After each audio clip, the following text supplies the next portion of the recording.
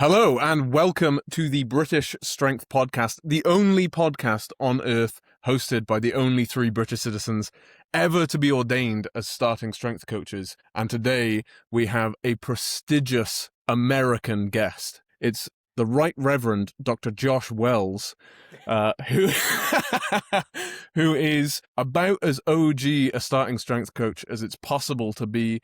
He started training in Rip's gym before the book even came out. There are pictures of the baby infant Josh Wells doing dips in the first edition book. He's been a starting strength coach basically since the beginning, and he was on the junior Team USA weightlifting team. So today we are going to pick his brains about Olympic weightlifting and how that fits in to starting strength. Josh, welcome to the show. It's good to have you, man. Thanks for having me, guys. I appreciate it. I started lifting when I was 15 years old. Grew up in Texas, and in Texas, you play football. And when I was at 15, I was weighing 150 pounds. I was not the most athletic human being when it came to running, nor did I like getting hit by guys like Carl, who are, close to 300. And I'm going, I hate my life. This sucks. So, my football coach said, you're either going to do track or you're going to do powerlifting. I hate running. It's the devil. The only reason you should run is if you're being chased. And even then you might turn and fight them. So I started powerlifting and ended up being Olympic weightlifting. I went to my first national meet, which ended up being Junior Olympics, and I won my weight class at 77 kilos. So I went back with some hardware and I said, hey, coach, I'm done. And that was it. I just kept weightlifting. So I started off at 77 kilos. My best lifts, let's see, I'm trying to think. It was either 85 kilos or 94. That was 85. I was 85 kilo body weight. I snatched 132 and a half in competition, and I clean and jerked 165 in competition. So Shit. It was okay. By today's standards, it falls a little short, but there's a lot more interest in it. The sport is, if I had to guess, probably 4 times the amount of athletes in it now in the U.S. than there were when I was lifting. So, there's a lot more talent there. But yeah, that's my Olympic history, I guess. Best How did you numbers end up at Wichita Falls? I grew up in Wichita Falls. Born and raised in Wichita Falls, Texas. My old weightlifting coach, the only place to train Olympic lifting in Wichita Falls at the time was WFAC, which is the home of Mark Ripto. You guys, you 3 gents have been to the current location of Wichita Falls Athletic Club. Prior to it being there, we were stuffed behind a furniture store. And man, if I had to describe the old place, it would be like a biker bar. Just like, there's no frills to it. You've got all walks of life going in there. But nobody's dolled up or anything. It's not like going into like a 24-hour fitness or any of these other big gyms where everybody's like trying to look pretty and get laid. There was work being done at this gym. So we started off there, a bunch of little snot-nosed high school kids, basically trying not to kill ourselves and have fun and get strong. But then Rip hired us without getting paid, to move the entire damn gym to its current location. So that was a lot of fun. It was very dangerous. It's amazing we survived. Bad. And so, were you being coached by Rip at that point? So at the beginning, it was this was Glenn Penlay. Do not speak his name. Yeah, Glenn. But he invented the substitute for the power clean. Oh, shit. Penlay. You went there, Jack. mother. No. Motherfucker. Oh, shit. Oh, boy. Shit. That's No, it. no. I've just instantly lost my credential. Let's go. It's gone. I was actually in Rip's gym when Rip showed Brian Yamada, a guy I was lifting with, showed him how to do the barbell row. And since that point, Glenn has taken it all over from, where was he at? Muscle Driver in South Carolina and then California, all over. He was taking it and basically being like, here, this is what you need to do. And everybody was like, oh, that's the Penlay row. No, it's a barbell row. That's all it is, kids. Nothing fancy, no frills about the damn thing. So, yeah. So he was coaching I was you there originally. for that. Yeah, Glenn started off coaching us in high school. Basically, the roundabout way this got started was our high school football coach was looking for somebody to teach us powerlifting. He reached out to Lon Kilgore at Midwestern State University, and Lon had a grad student, which happened to be Glenn. Glenn sat there, he's done powerlifting, he's done Olympic weightlifting, and he came over and taught us how to do Olympic weightlifting. But subsequently, we ended up doing a powerlifting meet at the end of the year because that's what we were training for. And all of us, so if you guys don't know about powerlifting in Texas, everything is geared at high school powerlifting. So everyone has, the knee wraps, the multiply knee wraps, the single ply suit, all that shit. I mean, the bench shirt where, if you've got big jugs, it's like fucking one tit right there. That's it. It's real weird. But we did that, except for all we had were weightlifting shoes and a belt. And every single one of us placed top 3 at that powerlifting meet. That was it. Didn't need all that fancy shit. We You just were put just a bunch of hard actually work. strong. For the listeners as well, equipped geared lifting is the way to describe it almost like very simplistically. It's like if you were to put on really, really tight jeans and if you were to kind of squat down onto the toilet or your sofa at home, you'll feel that spring out of it. And what they did was they designed material to kind of extrapolate that kind of force production from like elastic energy. What Josh is describing is raw lifting, which is belt and shoes. And raw lifting is what the IPF has really soared and taken off and what's kind of taken mainstream now. So when people think powerlifting, 9 times out of 10, most people are talking about what Josh did, belt and shoes, maybe some wrist wraps. But for donkey's years, powerlifting was equipped or geared lifting. Yeah, that's the whole trajectory of powerlifting's changed, I think, for the better, because it's kind of closer to what we do as starting strength coaches and lifters.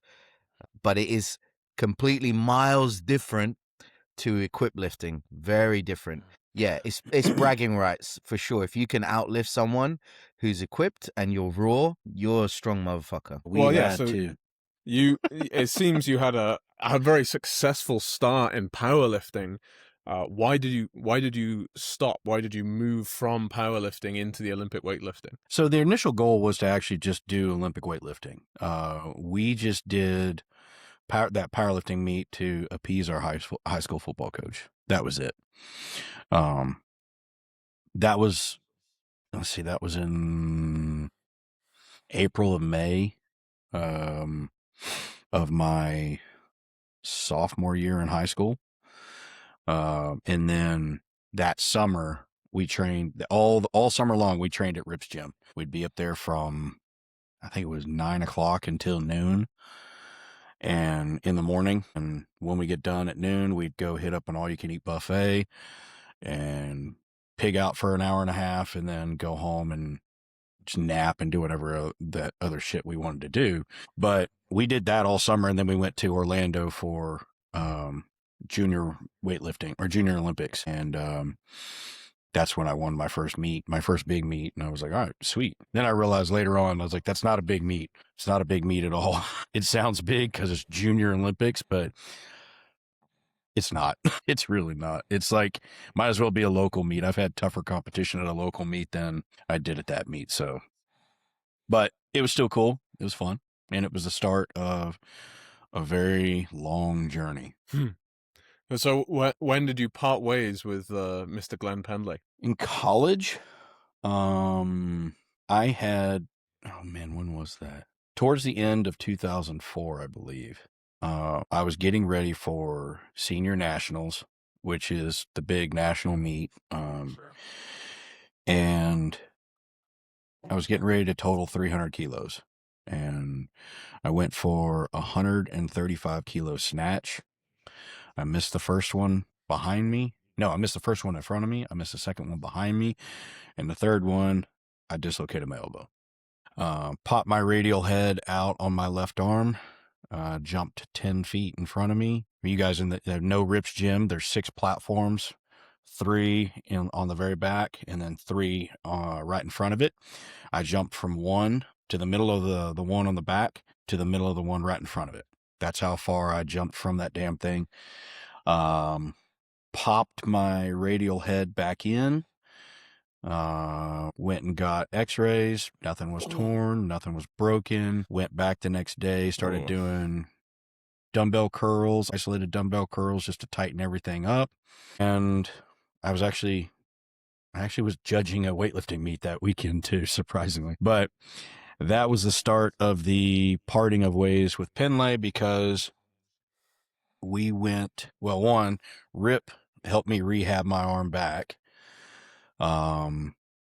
There is, oh man, I got to think of when that video was.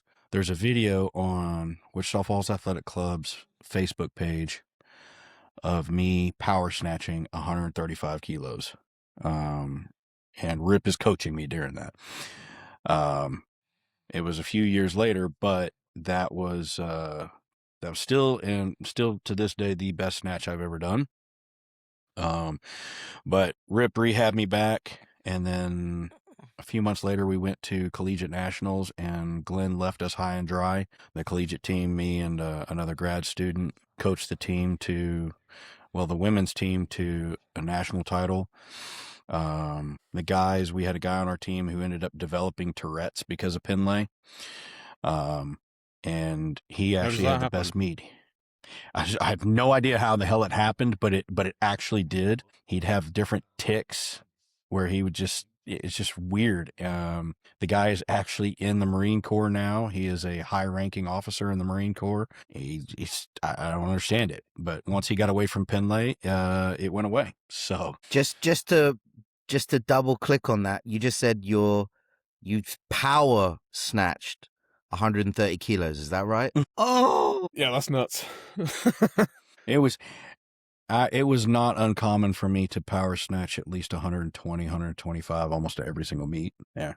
if I could just connect my power snatch with my full snatch, it would be who knows? So what was the disconnect? I'm kind of curious now. I'd cut my pull short. Oh, okay. Yeah. I'd cut my pull short. So, and I also had one hell of an arm pull too. So nobody fixed it early on, i.e. Penlay. Rip hammered on me for years and years and years. And look, when you've been doing it for, God, I think at that time, 6-7 years, that's a habit you're not going to break.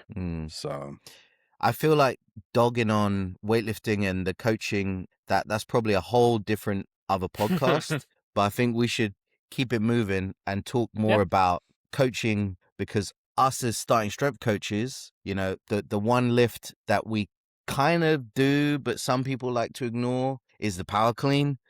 And I think out of all of the coaches that are part or have ever been SSCs, I would have to say you're probably the most qualified to talk about the power clean, coaching it, and what to look for. Like, I just want to hear your take on it, man. So I don't know if I'm the most qualified. I'm just probably the one that continues to do them the most.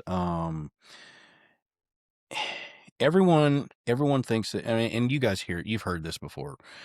Rip said this numerous times. Everyone thinks that the Olympic lifts are the most technical lifts that you can do. They're not. Look, when you do this often enough, you should be able to teach somebody to do a half decent power clean in 5 minutes. The only stipulation to that is if you've got somebody who is a physical idiot, and it's amazing they can walk and chew bubble gum at the same fucking time. That's the only way that this isn't true. But other than that, 5 minutes. It shouldn't take you that long to teach somebody to do a power clean. It's super, super easy. But I would say, man, majority of starting strength coaches and just coaches in general don't have enough experience doing the actual Olympic lifts, both power clean, power snatch, to be comfortable enough to coach it. This is why when we talk, we do the starting strength seminar, the very first lecture is coaching. And one of the things we highlight in that lecture is you have to do the lifts. That is going to be your connection to actually coaching people to do them correctly. So if you're not doing them, you have no idea what the hell they feel like. You don't like, you just don't have the experience with it. So you're going to avoid it. You're going to avoid coaching it. It's not fun. Well, if you don't think it's fun, then what do you think that's going to go over to your clients? It's going to do the same thing. You are going to transfer that message of them not being fun subconsciously to everyone you deal with. That's just how it works. My favorite is people like to quickly say, "Oh, it won't transfer to my deadlift." They like that one. And I've got buddies of mine that they still say the same thing. They're like, "Oh, it's not going to transfer," and they've got bigger snatches than I do and bigger cleans than I do. But, and Carl and I've talked about this. We have seen this where high-level Olympic lifters will sit there and start training their deadlift, and they're like, "Oh, my deadlift's not that. It's not." Well, let's just use this for example. Yeah, that his snatch is more than 50% of his deadlift, but he never trains the deadlift. Now he's training it. I would argue that now his snatch is 50% of his deadlift. So what did he pull the other day? I think 640 or somewhere around there. Yeah, 290. Yeah, 640. Yeah, it was 290. Yeah, 640. I'm like, come on, dude. Like that's basically bang on half his snatch. Yeah. Yeah. And it didn't take him long to get there either after he posted the video of snatching 145. Yeah. So, it's like, come on, guys. Like, does a heavy deadlift, does it contribute to the snatch and clean? Of course it does. Especially if you have shitty technique. God, if you have shitty technique, it doesn't matter. If you're pulling 700, then a 300-pound snatch for you it's nothing. Even if it just looks completely atrocious where you just muscle the damn thing up, you can still do it. However, if you train all the Olympic lifts and then you're like, "Oh, well, deadlift makes me slow," just train it. See what happens. It will make your pulls more efficient and easier. And I would argue that if you're pulling 60% of what your deadlift is now, if you get your deadlift up, you're probably going to PR your snatch and your clean. I would be surprised if you don't. If you don't, then the only argument to that is that your deadlift is so undertrained that, you're just now catching up to where you should be. So if you train it a little bit more and you're that proficient with the Olympic lifts, there's probably some gains that are still left on the table. So with regards to the, you said a lot of coaches shy away from the power clean because of their own lack of experience with it. Mhm. When they're forced to do power cleans, particularly if you want to come and take the platform, if you're trying to become qualified, what would you say the most common things you see people messing up are when they're trying to run through the teaching progression? a lot of them will miss. I mean, probably the number one thing is just an arm pull, early arm pull. They'll miss that. The back position in relation to the jump position, they'll miss that. Balance. Those are probably, I would say, the three biggest things that come to mind. And you can, and you know it as soon as you get there and you get on the platform with them that they started practicing this 3 weeks ago and run into it and be like, "Well, I know I've got to do the power clean, so here I'm going to do it." No, you should have started this 3 years ago, not three weeks ago. And I guess my biggest hiccup and complaint on this whole thing is, why? Why would you not want to get better at these lifts? It's a light pull and they're fun. They're a lot of fun. You can do cleans and you can do snatches literally for hours. Granted, you're going to wake up tomorrow morning wrecked, but you can do them for hours and learn a lot from it. You know, my wife, Shelly, she's the curly redhead that's in the leg press video. That was early on by Rip. Also an OG starting strength coach. Very OG. If you guys have seen the DVD of the of Starting Strength, very, very old, she is the curly redhead in there that is squatting 65 pounds. Since then, she has squatted 300 pounds, and she only put on roughly about 20 pounds of body weight. So that's impressive. Yeah. But she got into this because of the same thing I did, Olympic weightlifting. And we both, I mean, I can't do much of it anymore. I've got to get my elbow operated on, but I can still snatch. So I try to do them as often as I can, unless Carl's in town and I tweak my back. His fault. But no, it wasn't his fault. But we still do them. We still do them all the time. And we make our clients do them because, especially with women, women want to have a certain aesthetic look and result. Okay. And at some point, squatting, pressing, deadlifting, and bench pressing don't do it. So how do we get them leaner and how do we get them feeling more athletic and better about themselves? Throw in Olympic lifting. This is interesting. You've mentioned this to me before about it working wonders on like a fat loss protocol, right? It's wonderful. It's wonderful. Who wants to do sprints? Who the hell wants to push a damn sled all the time? No, you would. I'm telling you right now, majority of people, you teach them how to do this and you make it fun. They will do this. They would rather do this instead of going and pushing a sled, getting on a rower, getting on a bike, anything like that. They'd much rather do it because I get to throw heavy shit over my head. How much fun is that? Quickly, just like so the people understand this from like a programming perspective, I'm already thinking of it in my head. Is it like on the minute or every 30 seconds you're doing a snatch or a clean? Like however you want to do it. You can do every 30 seconds. You can do every minute. You can just do, a set of, do 10 singles or 8 singles, somewhere around there. Do them as heavy as you possibly can with like 2 to 3 minutes rest. That's it. It will smoke you and it will give you the results you want. I remember when we were training for, back in the days when I was training like 5-6 days a week, man, we would sit there and we would snatch for an hour, work up, snatch as heavy as we could, and then immediately go into clean and jerk, clean and jerk as heavy as we possibly could, then go into squat and then go into deadlift, and there's 3 hours worth of training right there. And by the time I'm done, I'm going to go sit there and consume somewhere around at least 2,000 calories in the next hour, and I couldn't put on weight. I could not put on weight. I was competing at 85 kilos, so 185 pounds. And then finally bumped up to, after the dislocation of my elbow, I finally bumped up to over 200 pounds. I got up to 94 kilos, but just barely, and that's just because I couldn't do the Olympic lifts all the time. I just couldn't do them. And that, to this day, is the secret to staying lean, kids. Do a shit ton of Olympic lifts and you'll stay lean, I promise you.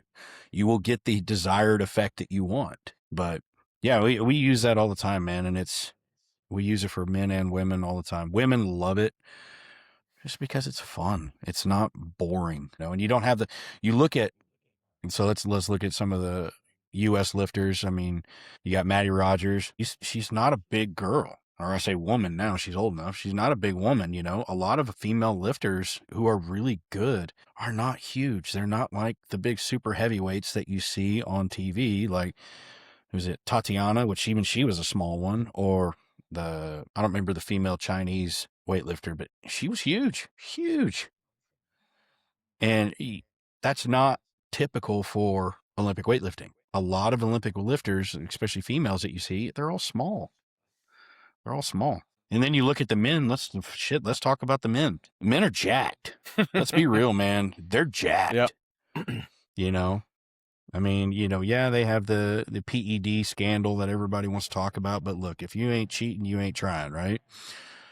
Let's be real here, kids.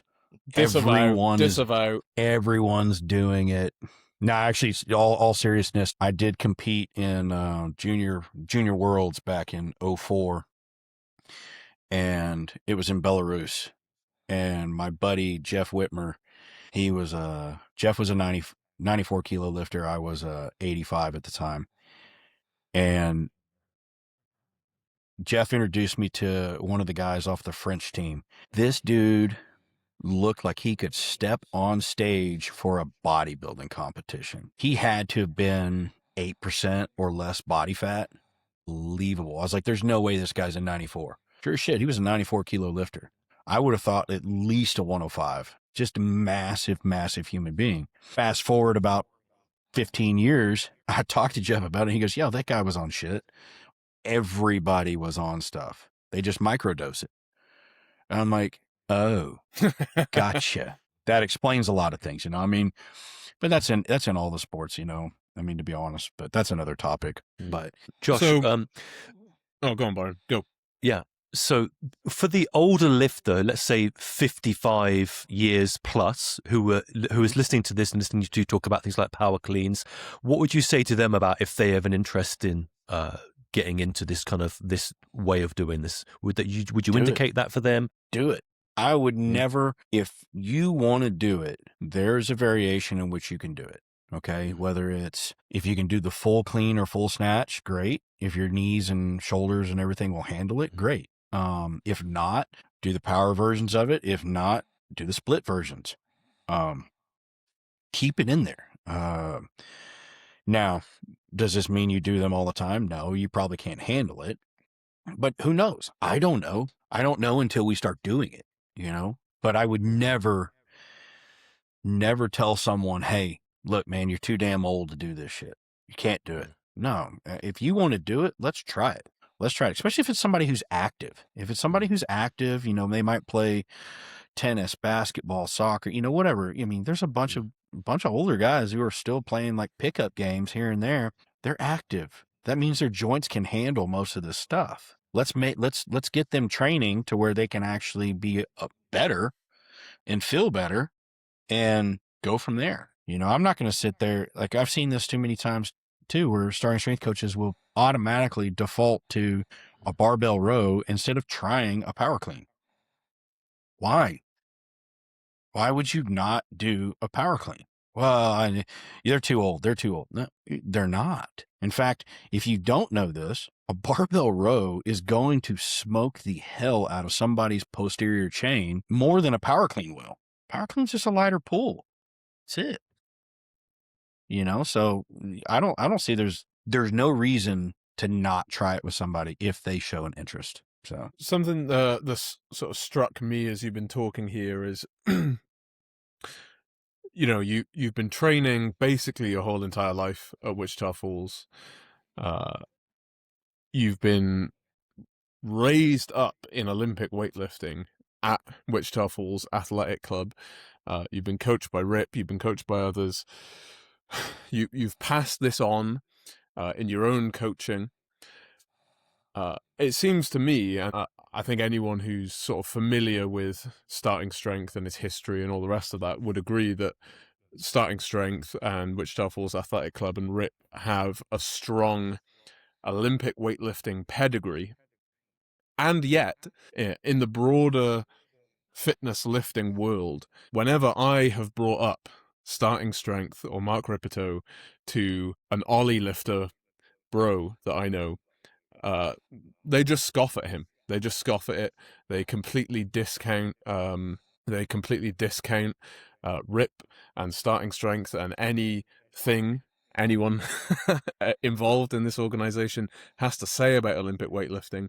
Even the fella you mentioned earlier, he made that stupid fucking video poking fun at Rip and then proved him right. So, like, where do you think that comes from? Why do you think that's people's attitude? No, I'm glad you brought that up because, like, Carl and I talked about this earlier. Look, I'm not going to sit here and badmouth anybody on Olympic weightlifting, or even for that matter, I'm not going to badmouth the guy that said, "Hey, Rip's wrong." Look, the guy's a great lifter, and I mean, I've seen him before, I've met him before. Nice guy. He's really, really good. I think he's onto something, but at the same time, he's trying to make a name for himself. He's trying to separate himself, and this is what everybody does. They try to separate themselves to be different because everyone is looking for that one thing that separates them from everybody else, that makes them way, way better, and that's going to make them, a bunch of money. That being said, Rip's starting strength, when Rip wrote all this stuff out, we started off working with CrossFit. Now, and I bring up CrossFit because of this. What's the difference between starting strength and CrossFit? Intelligence. One's sexy. Yes. One's sexy. The other one's not. Okay. CrossFit, you got a bunch of half naked people. It's loud. It's in your face. It's constantly varied. Everybody wants to be part of it. Okay. Starting strength. Let's be real, man. It's boring. You squat, you press, you deadlift, you bench press, you power clean. For us, we are creatures of habit. We like the routine. We like seeing the progress. We're data driven. We want to see this. Excuse me. We're also nerds, right? We're very strong nerds. Let's be real. Yeah. We're very strong nerds. Yeah, guilty as charged. But, so starting strength is not the most appealing thing to everybody. But like I said, everybody they're trying to find their niche. They're trying to figure out what separates them from everyone else so that they can get money. I think it's more of a marketing ploy than anything else. One thing that I think starting strength does really, really well is we have the model, we have the theory behind it, and really, really good coaches learn how to adapt the model and the theory to every situation and every body type. This cannot be done by a lot of people. This is why the credential's really, really hard to obtain. They don't understand it fully to the extent that they can make those adjustments. This goes for Olympic weightlifting. 100% this goes to Olympic weightlifting. I have been to meets where I'm in the back room. I'm getting my guy coached up, ready to go, get on the platform. And I watched this other coach 3 different athletes. Okay. It would essentially be like coaching Byron, coaching me, and coaching Carl. This is how different the body types were. And the coach sat there and had everyone set up the exact same from the floor, not accounting for different anthropometries. And was like, good. Every single one of them, good. Did not make a single correction about hip height, back angle, grip, stance. None of it was addressed. It was everyone set up to the exact same. Here's your template. Everyone fits inside of it. And I see this all the time. These people don't have the capacity to adjust the model to each individual person. And now, why does this look different at the more elite level? This looks different because of the fact the athlete themselves has figured out how to pull a more optimal way than what their coach has actually set them up to do. Despite of poor coaching, right? Right.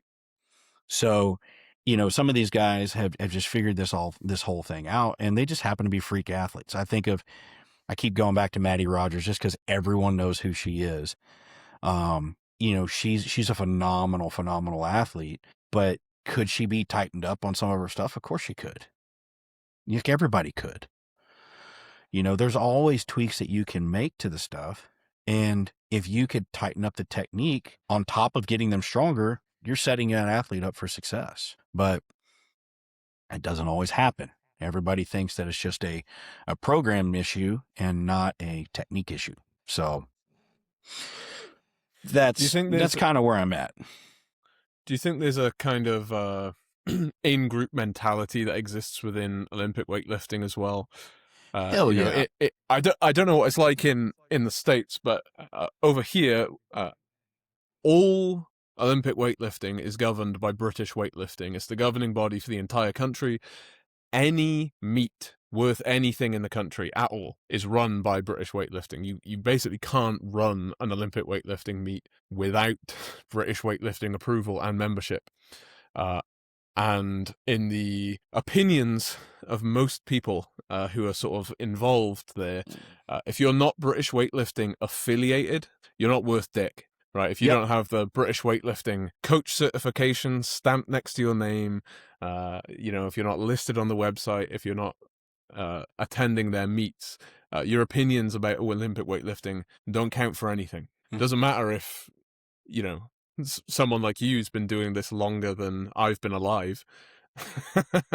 You don't have the sticker. That's exactly right. I've been out of the game so long that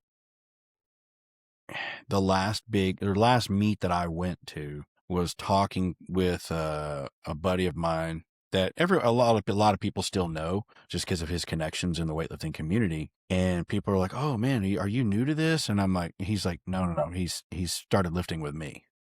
And they're like, "Oh really? I've never heard of you." And I was like, "Yeah, because I stuck in the sport for like 10 years and then life happened, man. I dislocated my elbow. I couldn't compete really anymore. And at that point, it was like, hey, do I continue to compete, try to compete, or do I go on, get my master's degree, start my life, get a job, and try to make a living? Well, I chose get a degree, start my life, and move on from that and just do recreational lifting.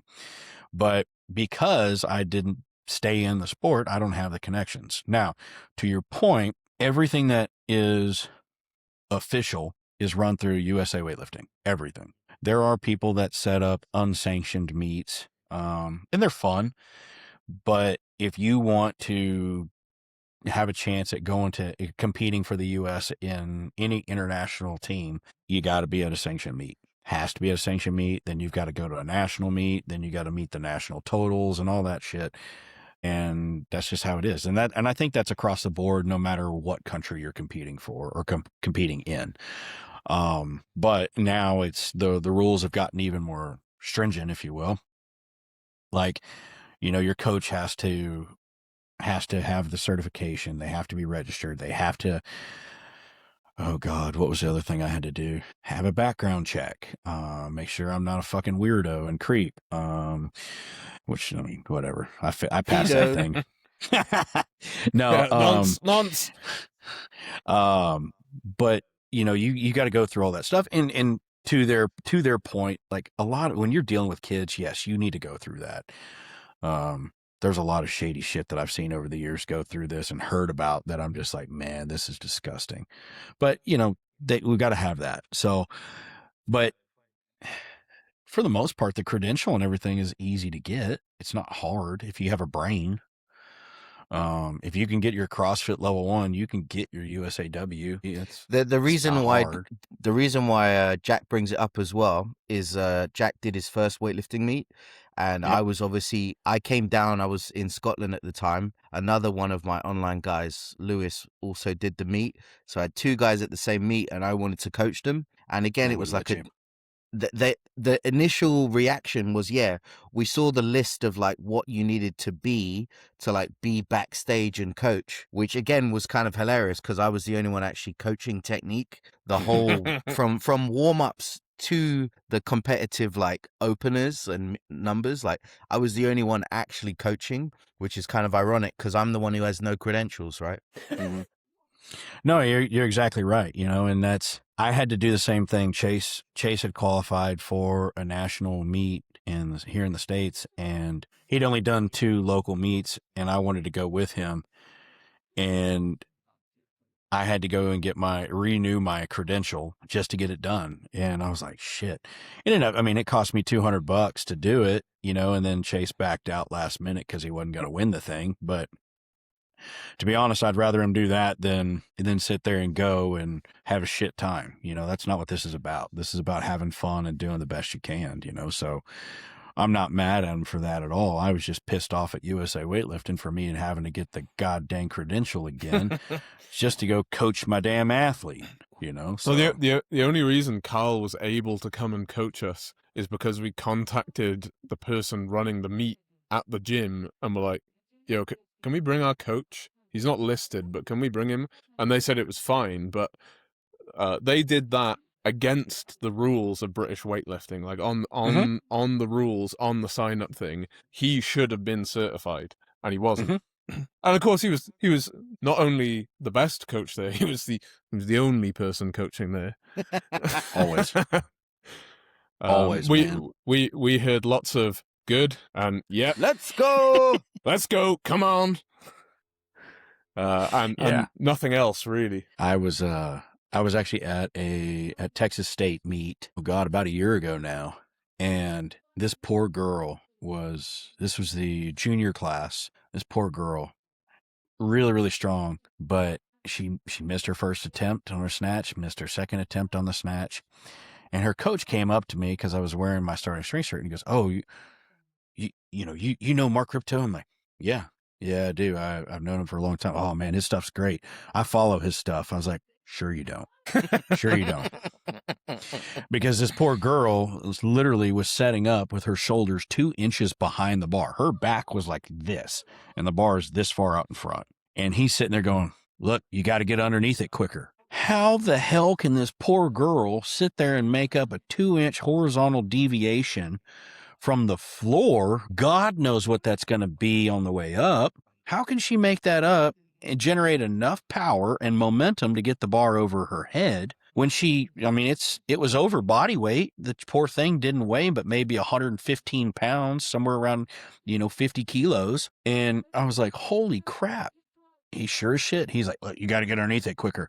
What do you think happened on the third attempt? Poor thing. Yeah. Poor thing missed the damn thing, walked off the platform trying to save it.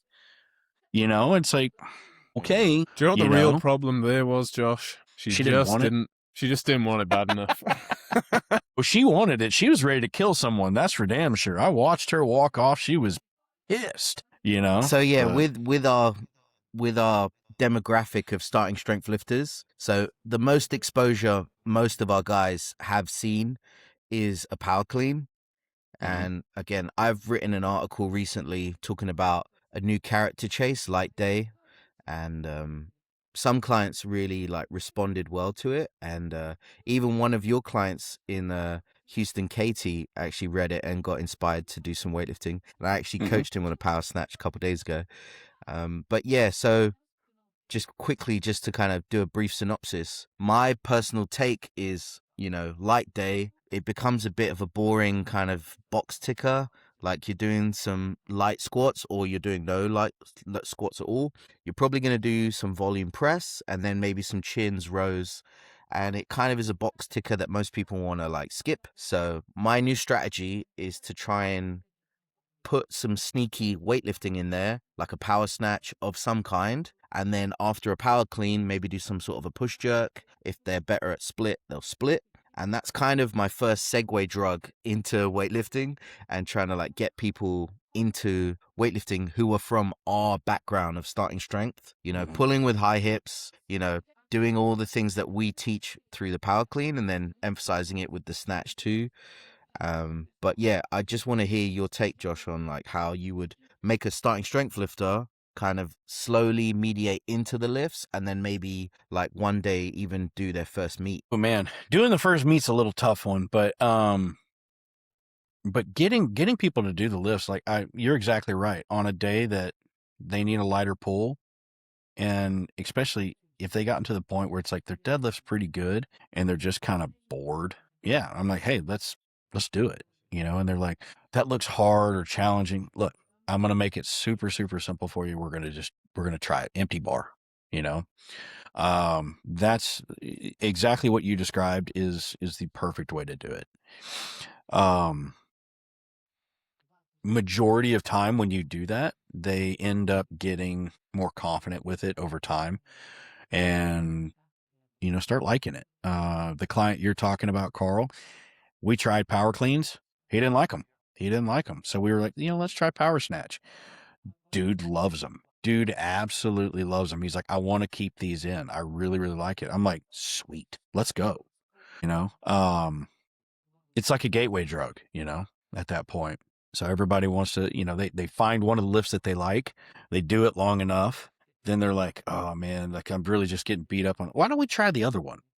And then you start trying it and they start liking it. And the funny thing about it is, Carl, I'm sure you've had this experience.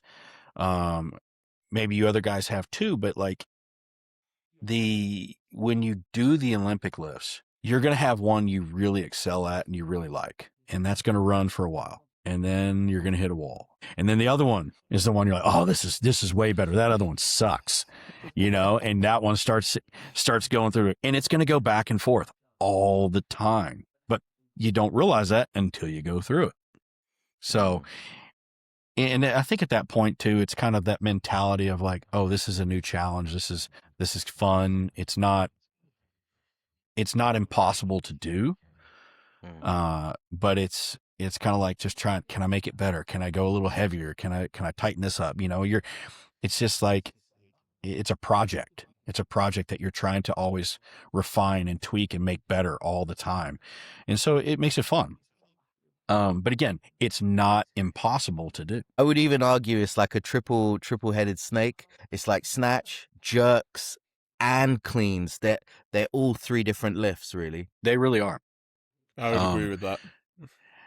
One of the things I told Carl about, like, so because of the my dislocated elbow, I have developed severe arthritis. I've got a bone spur on the front side of it and back side of it. So my range of motion is limited. I can't flex my left arm all the way and I can't extend it all the way. So that makes getting into the rack position on a clean very, very difficult. Okay. My favorite exercise to do is a heavy jerk. I can't do them. I cannot do them right now. And it pisses me off so much because what Carl is attempting to press, I can jerk consistently over and over and over again. In fact, I know I can jerk more than he can press. And it makes me feel better about myself, damn it. Aww. But you strong, John. but my press, my jerks, all that overhead stuff, I can't really do right now. And it pisses me off because it is so much fun. There's nothing more fun than throwing heavy ass shit over your head and then dropping it on the damn floor and making everybody go, oh, what happened? And you're like, dude, just chill. And then they watch you do it again and they're like, oh, that's so cool. They're mesmerized by it. Everyone I've ever seen watch somebody do the Olympic lifts in person, not on video. On video, yeah. It might as well be watching the NBA, and it's like, oh, we're watching basketball. Oh, that guy's pretty tall. Yeah, that's pretty cool. But when you meet them in person and you see it in real life, you're like, holy shit, this is phenomenal. Yeah. Like I thought this was just like. Yeah, weightlifting in real life is mesmerizing. I've got a quick story. So basically, I was coaching at a CrossFit gym many moons ago, and one of the CrossFitters, I think she was teaching English as like a foreign language to none other than Ilya Ilan, the fucking legend, the GOAT of all weightlifting. So she was like, I come to the class, you come and lift, and he was off season, right? He was like breakdancing, doing like kipping pull-ups and muscle-ups on the rings, and then he would look at a bar that had 120 kilos on it cold, all these other weightlifters who were like doing a weightlifting class with a weightlifting coach. The weightlifting coach was like videoing his stuff, half getting an erection, half filming, and he literally would just look at a 120 kilo bar and then go wah wah wah and just crack it out for like 3 reps. And I literally, it's like you blink and you miss it. It was just so fast. And it's like, that's why he snatches whatever it was, 180, 200 kilos. It's because it's that fast, and it just blows your mind when you see someone that explosive and fast. It's a different kind of like awe on the platform. It's just like, whoa. I got a story similar to that. So Starting Strength, when it first started, guys, was associated with CrossFit. Rip was the barbell coach. And I worked at a CrossFit, and they brought in Shane Hammond, who is actually, let me step back. They brought in Mike Bergner, who is a renowned weightlifting coach in the States. And Mike brought in Shane Hammond to help coach the Olympic lifts. And I've known Shane for many, many years. He's from Oklahoma, just north of Texas. And he's come down, he's hung out with us and stuff. And Shane is a super heavyweight. He's a big boy.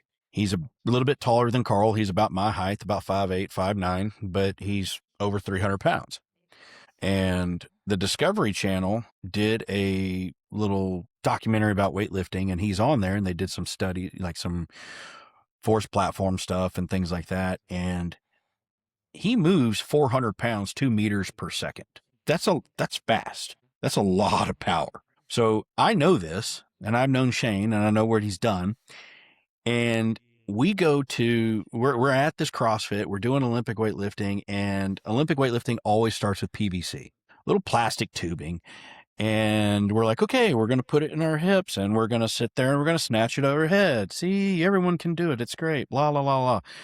And everyone's moving about like a snail's pace, just slow as shit. And Shane's like, look, guys, you got to move this thing. Like, get this thing overhead. And he goes, hey, Josh, go get me a bar. I get him a 45-pound bar. And nobody at this point is taking this man seriously. They're like, who's this fat guy? What's he doing? What's he going to teach me? And Shane takes a 45-pound bar and throws that thing over his damn head like it's a toothpick. And it's lightning quick. I mean, it's faster than I can snap my fingers. And people just sit there and go, what the fuck? Holy shit. They're like, yeah, fat boy can fucking move, dude. Dumbass. Like, he's not just a big fat guy. This dude is massive, strong, explosive individual. And these people were just dumbfounded. I watched him in Wichita Falls at one of our little local meets. I watched him, I think he snatched 400 pounds and then proceeded to do 4 standing backflips on a platform. Like, what the hell, people? Like, you guys are morons. Like, just because the man doesn't have abs, just because he doesn't have abs, you dumbasses are not going to respect his ass. No, like, this man will throw you through a fucking wall. It's fascinating. But, like, that's where we're at in society. And that's why, to be honest, on another tangent here real quick, that's why people don't like Starting Strength, is because it's not sexy. We don't have abs. Look, I love this comment, and I'm going to say it till the day I die. Josh has abs. I don't know about the rest of us. I don't. I have abs because I have visceral fat. I don't have sub-Q fat. I have visceral fat. So my fat pushes my abs out. So, yeah, that's blame genetics, Carl. Mine are hidden, but I know they're there. I've seen them Yours before. are in the cooler. Yours are in the cooler, man. But seriously, though, man, like, you guys have all heard this, and I love it, and I'm going to say it till the day I die, is, look, abs on a skinny guy are like boobs on a fat chick. They don't count. If you have abs, more than likely you are miserable and emaciated. Let's look at bodybuilders and everybody else. They're all miserable. Nobody's happy. You've never seen a bodybuilder step on stage going, yes, I love life. No, if they did, they just ate like a big hamburger and French fries, and they haven't eaten in 3 months prior to that. But nobody's happy with abs. Nobody. They're miserable. They're starving. So most of the time when they put their clothes back on, they don't look shit anyway, right? They just look like little dweebs in their t-shirts. It's really that's. I've got another comment to come back to about weightlifting, but talking about physique and stuff of that nature, it's kind of funny how the internet and like our perception as coaches, because we don't have abs and we don't look like Men's Health, it's funny how in real life, again, when people see me personally, again, 5'5", 275 pounds, like 125 kilos, it's funny, the first thing people say is, they don't say, you look like a fat cunt. No, most of the time they're like, you are massive, you look like a brick shit house. It's never what the internet says. Most people are just like, Jesus, you're massive. And it's like, yeah, because there's a lot of muscle. There is some body fat, yeah, but when you put the weights that I do overhead, which is what we're trying to make all our clients do, we're trying to make them gain weight and get heavier numbers. That kind of physique is muscular. It's not just a guy who's just been at the pub drinking pints. You know what I mean? Yeah, and to your point on that, Carl, like when it comes down to it, if say you get diagnosed with cancer, you have storage to sit there and fight off all the treatment and everything else that's going to be there. Whereas if you were just a massive ball of fat, that's going to go away real damn quick and you're going to be fucked. Or let's go to the other end of the spectrum. If you're super lean and healthy, I use scare quotes on that, because if you are that small, you ain't going to last. You're not going to last at all. If this process is 6 months long to a year of you doing chemo and everything else, you don't have the reserves to fight that shit off. So is it healthy for you to sit there and look like a freaking runway model? No, hell no. Hell, those bitches ain't healthy anyways. No. You know? So, Cocaine I mean, and cigarettes. That's right, dude. So Yeah, but talking back to bar speed, because again, like, I'm not sure if Byron and Jack have seen like impressive lifters lift rapid fast, but I think sometimes that also lift in front of a mirror. no.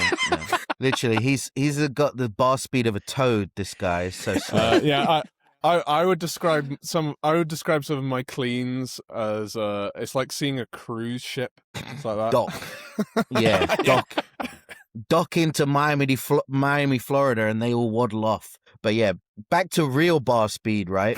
I think that also really scares, I'm being serious, that I think also really scares the starting strength type of lifter who is used to the slow lifts, the bench, the press, the deadlift, the squat, because I think a lot of the time, you know, deep down, you know, we're dealing with a demographic of people who are kind of a little bit in their feels, a little bit scared, and they're kind of overthinking the lifts. And weightlifting is fast, and there's only so much thinking that can be done, and then you got to do it.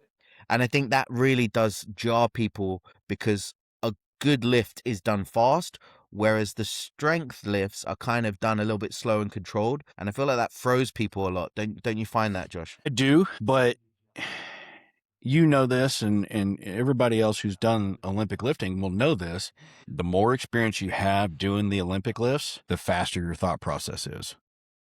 When we tell someone, or especially with myself, when I think about doing a snatch or a clean, that thing feels as if it's a 5-second movement. It's that, like, because I'm slowing it down off the floor. I'm like, all right, well, here's what we're going to do. Just, okay, squeeze up. Let's start pushing. All right, speed it up just a little bit more. All right, now let's go. Boop. Oh, okay, here's that.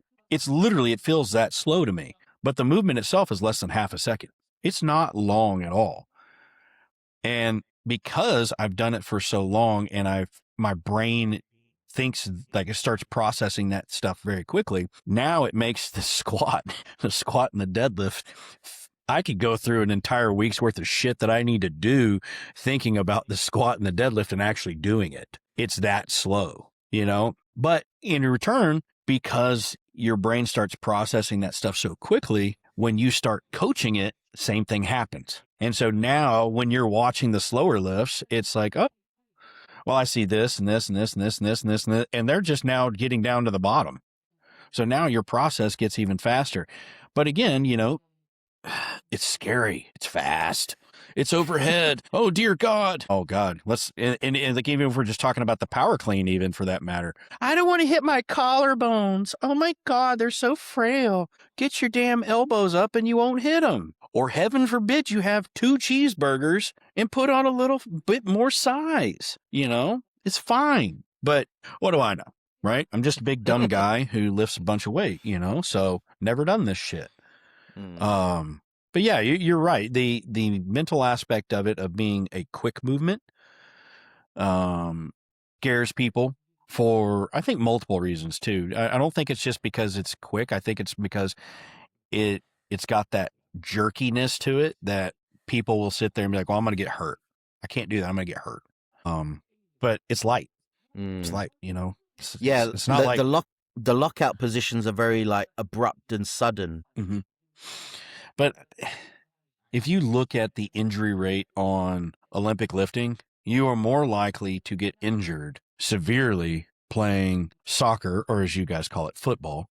Stop calling it soccer. Yeah, that's what it's called. It's called football. Agreed. I know. It was Look, man, invented before fucking American football. It's called Well, football. we'll have to do Look. a completely separate segment on all the Honestly. fucking things Americans screw up with the language. Like it's Look, like you guys football- behave as if culture only started when your country started, as if these things didn't pre-exist your nation. I go to a church that existed before your country was a country. There are trees older than your fucking country, mate. Look, this is the same thing. The same It's exact not thing. soccer. Listen, Linda. This is the same thing that weightlifting and all coaches and like fitness influencers are doing right now. Look, they're trying to invent their own shit. It doesn't necessarily make any damn sense. Look, football is a sport in America that you sit there and you catch in your hands and you run with. Yeah, right. Yeah, it's called rugby. It's called rugby. Agreed. It's rugby with pads. Gay And rugby. nobody knows how to. I mean, look, if you want to hug a man, that's fine. That's also known as jiu-jitsu. I mean, you just put on a bathrobe and you just go wrestle with people, right? Pajama wrestling, We're planning to talk to Chase about his new gay hobby. Hey, Chase uses a lot less clothing than a bathrobe. You know, I mean, it's all skin tight. But hey, I got to give it to the guy, man. Like, I'm happy for him. He's kicking ass and taking names.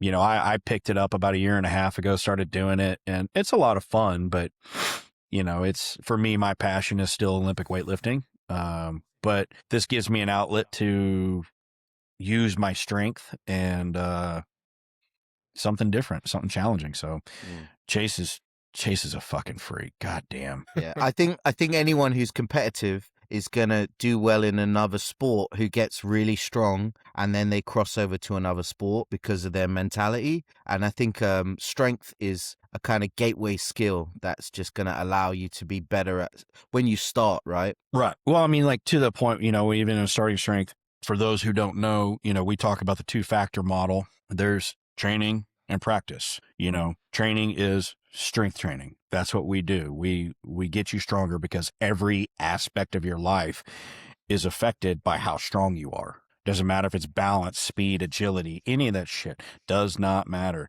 Strength is the foundation of everything. Then you get to your sport and you start practicing it. And this is where, you know, Olympic weightlifters fuck this up. They're like, oh, I'm going to train by practicing my lift. No. There's two different things. You got to practice the sport, which is Olympic weightlifting, and then you still got to strength train. So, you know, Carl and I were listening to some other podcasts and everything yesterday, just like little excerpts, just talking about this. And, you know, it's, people still don't understand it. They don't understand the difference between training and practice. And no matter what sport you're doing, that is practice. And then strength training is still the foundation of it. So if you take that strength foundation and transition it to anything, you're going to be better. You're going to be better at it. And I don't care if your practice sucks, you're still going to be better.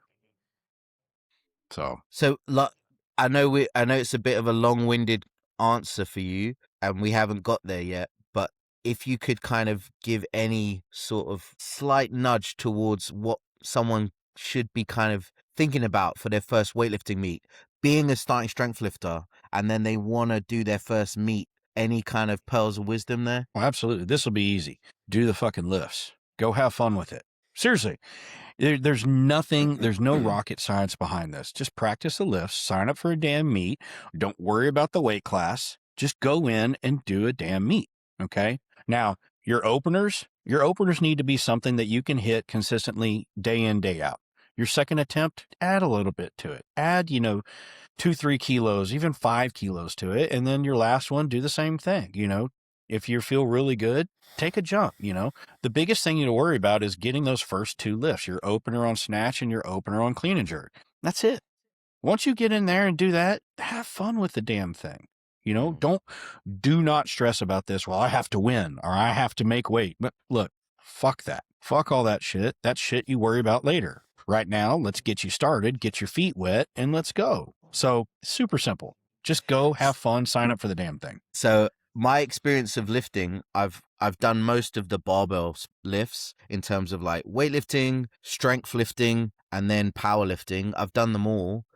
And it's kind of funny because most of the time in a barbell sport, you start off with squatting. And usually you're kind of nervous for your first opener on squat, even though, like you just said, it's like a squat you should be doing able for a triple. That's the kind of weight, roughly, bog standard. That's kind of the rough number is what you can do for a triple. That should be your opener. And then, like you say, you just go on from there. And then you do a weightlifting meet and the first lift is snatch opener.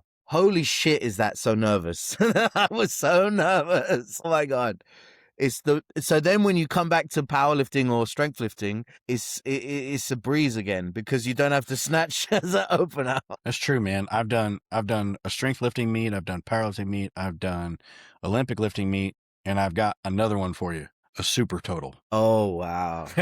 Done a super total. Tell us what super total is. This super total, so you can find them in both situations, but the one I did was phenomenal because it was snatch, clean and jerk, squat, press, and deadlift. 5 lifts, one day. Usually the press is the one that, the people will do a bench press. This guy was a strong man, so he wanted to do the press. It was awesome. But again, like getting up there to do a squat, you're nervous, but it's a squat, you know what you can hit on a squat. A snatch, there's a lot of different variables because if you're training for the snatch, you're usually training in the same area. You have the same focal point that you're looking at all the time. The temperature is set a certain amount. The humidity's set a certain amount. You're using this chalk. You have this ritual of shit that you're going to do. And you go to a meet and it's like, what do I do? So, and over the years, I like you, Carl, like getting ready for that first snatch, you're like, shit, man, this sucks. But my rule of thumb on the snatch is you got to be able to power snatch it every single day, even if you're on your deathbed. That's my opener almost every single time. If I can squat it, great. But if worse comes to worse, if I miss it on my opening attempt, I can power snatch the shit out of it and be done with it. I love it. Move on. Deathbed power snatch. I love it. Deathbed snatch, power snatch. And the same thing on a clean, man. Like, and I bring this up because there were plenty of times I've gone to a meet and I've been sick as a dog or traveling, and not eating the right food, all sorts of different shit come up, didn't sleep worth a damn, up shit my brains out, whatever it is, like, or even for that matter, cutting. I had to cut 13 pounds one time the day before a meet. And oh my God, dude, that just sucked. Like literally cut, what is that? 5 kilos before a meet. And oh shit, man, it was terrible. But, I knew no matter what, I could go in and hit this opener and still be in the game. Never once have I bombed out of a meet. Never once. Now, I can't say that for anybody else because these guys come into a meet and they sit there and be like, all right, well, here's my max PR snatch. This is what I'm opening with. You fucking idiot. Why would you do that? Like that was like ideal, perfect conditions. And now you dumbasses go into the unknown and try to fucking replicate this shit. And you're a dumbass. Set your lifters up for success and yourself up for success. Go in there and hit something you can do. Now, if you're trying to make a national team or an international team for that matter, look, you know what the total is. You know what you got to try to hit. Make sure you can hit an opener somewhere within 10 kilos of that total right off the bat. If you can't do that, look, you better be praying to the fucking weightlifting gods that you can make a 7 to 10 kilo jump on your third attempt and pull something out of your ass. Has it been done? Of course it has. But speaking of a deathbed power snatch, what you brought up about having a big deadlift relates to, the Olympic lifts. I've even seen that firsthand with my stuffs. With straps, I think my deadlift's around 290. I did it back in Italy. But with mixed grip, I barely can hold 600, which is like 272. It's still okay. I haven't really done much serious weightlifting. I've dabbled with obviously the power snatches right now and the power cleans and stuff. But even then, my best full snatch has been 100 kilos, but even here in Houston, I've power snatched 95. And that's just a testament of what we're talking about, like being strong and kind of having some technique. You know, your powers of those lifts is going to go up, and it's just night and day difference when your back and your legs are that strong. Weightlifting just becomes a breeze, really. Oh yeah. Yeah. At that point, it just ends up being like it's not a matter of can you pull it off the floor and can you generate enough power and momentum. It is, can you catch it overhead? Can you stabilize it overhead? That's that point. I know it's been probably a year and a half since I'd power snatched 100 kilos. And 2 seminars ago, I decided, I was like, hell, let me just go in there and see if I can do it. And no problem. I power snatched 100 kilos. Hadn't done it in a year and a half, but my deadlift's high enough. I'm still pressing 225 every now and then, so it should be there. And it was. But you talked about it with me in the gym, talking about the difference between like a power versus like a full snatch. You've mentioned to me like it's just being comfortable overhead. Is there any like things that people should work on if they're trying to improve their snatch versus a power? Yeah. If you're trying to get comfortable with bar being overhead, even if you power snatch it, ride the damn thing down into a full squat and do that consistently. And let's think about this even more. What is a full snatch? Yeah, it's a power which has an overhead squat, basically. It's a missed power. It is a missed power snatch. That's what it is. You could not catch it high enough, so you caught it in a squat. That's fine. But you've got to get really, really comfortable. So when you're doing this, catch it in the power, which means for those who are listening, it's the crease of the hip is above the top of the knee. I'm sorry. And if you're going to catch it, catch it as high as you can. Then whenever you get comfortable, you start stabilizing it overhead and you just squat the damn thing down. In fact, I would argue squat it down all the way down to where it's, your ass might be this far off the damn ground. Get comfortable down there, because the lower you can get, the less you have to pull it. The less momentum and everything you have. Well, not the less momentum. The less you have to worry about pulling it so damn high to get underneath it. I've watched guys pull the bar to their belly button, and then dive underneath that damn thing and get it. It's awesome. It's awesome to see it. But, if they could sit there and pull it just a little bit more, it would be easier for them.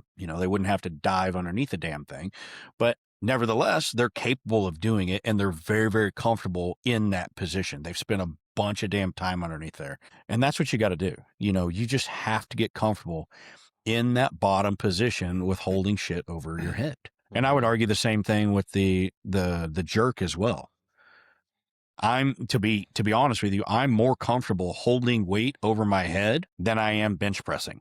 I hate bench press. Hate it. But anything overhead, man, I will hold it there for days. In fact, there was one time Rip sat there for those who don't know, he's got a little track about was it like a 40-meter track in the back of the gym, something along those lines. And he decided one day, hey, I saw another guy do this. You got to beat him. You can do this. We loaded up a bar with 100 kilos, and I'd have to clean it, push press it, or get it overhead any way possible, and walk it about 15 meters, turn around and walk it back.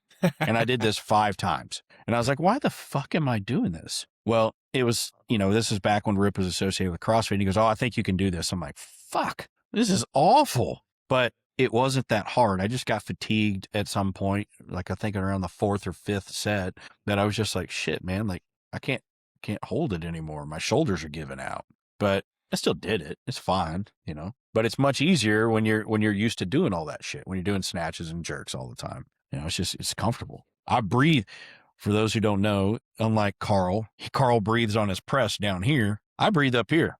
I'll hold this damn thing up here all day and take about 5 or 6 breaths and then go for my second press or third or fourth, whatever it is. Yeah. It's way more comfortable. That's the old school press, right? That is the old school press. Now it's labeled the 1.0, but we just used to call it the press back in the 2nd edition, right? 1st and 2nd edition, yeah. Something where you mentioned about the snatch, catching a power and riding it down, something I'd say to our starting strength fans who are maybe considering doing a meet is like your technique doesn't have to be perfect for you to go and do a meet. When we went down to London and I did my first meet, I did not do a clean or a snatch. I did a power clean and then rode it down, and I did a power snatch and rode it down, and it was fine, right? It was Jack, still fire your coach. Fire your damn coach. Fire him. Well, why the look? This is. I'm interrupting you because I see this shit all the time. And where do people miss? Where do they miss their damn snatch and their clean when they do that? Trying to ride the motherfucker down and then stand back up. You know, there's nowhere in the rules that stipulate you have to squat it. Nowhere. I said to him, So fire your damn coach. I said to him, I literally said to him, just power the fucker. And that both him and Lewis insisted, because again, it's a peer pressure thing. They're seeing everyone else catch it and overhead squat it and front squat it. I think it's literally a peer pressure thing where if you do power it, you're like, oh, and I better look like everyone else. Dink. I'm going to tell you from personal I was basically experience, pretending though. to be an Olympic weightlifter. But I'm going to tell you something, Jack, that it's when you get somebody to go out there on the platform and they power snatch their first attempt or they power clean their first attempt, you know how many people sit there and go, holy shit.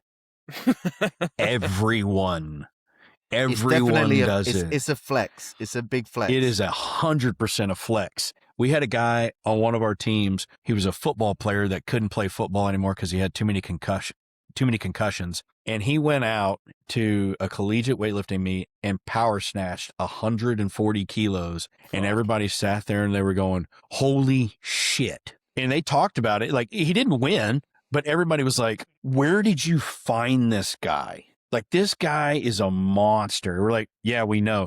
He's only been training with us for 3 months. And they're like, holy shit. So, yeah, remember that, Jack. Next time you do it, I will. Just go out there and flex, man. Just be like, go out there and flex, and just like you said, have fun. Like, we had a really good day.